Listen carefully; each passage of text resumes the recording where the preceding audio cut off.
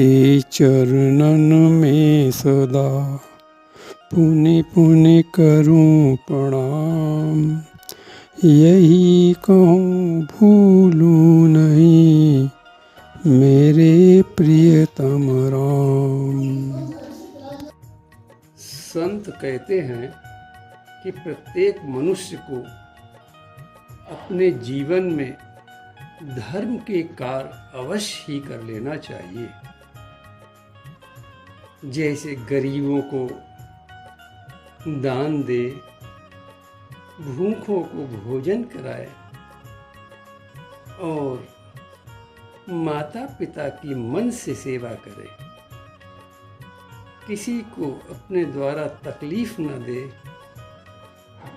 तो ऐसे मनुष्य पर भगवान बड़े प्रसन्न होते हैं।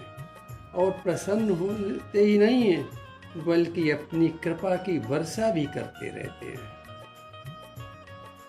पद्म पुराण तो हमें नरकों से भी बचाने का उपाय बताता है। पुराण में वर्णन मिलता है कि यदि आपके पास जमीन है तो अपने जीवन काल में ही 1 पेड़ नीम का, 10 पेड़ इमली के, 1 पेड़ कैथे का और 1 पेड़ बेल का तथा 1 पेड़ आंवले का, 5 पेड़ आम के, 1 पेड़ बरगद या पाकर का, इनमें दोनों में से कोई भी एक, यानी 1 पेड़ बरगद का लगाओ या 1 पेड़ पाकर का, इनमें दोनों से कोई एक।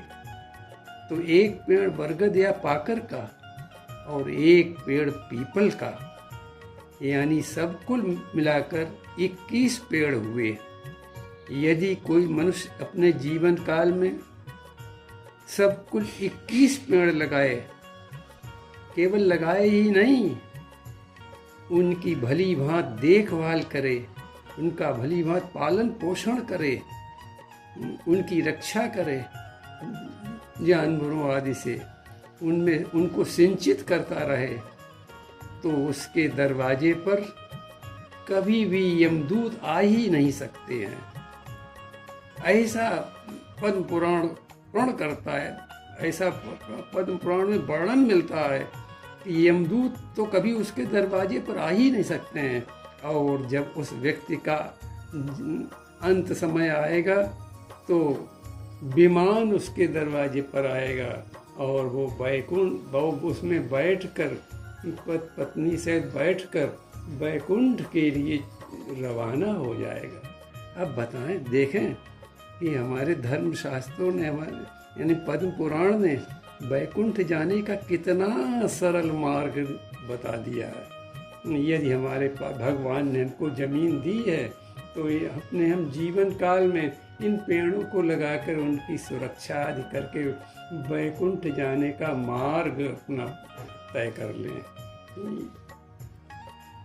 Audio Jungle।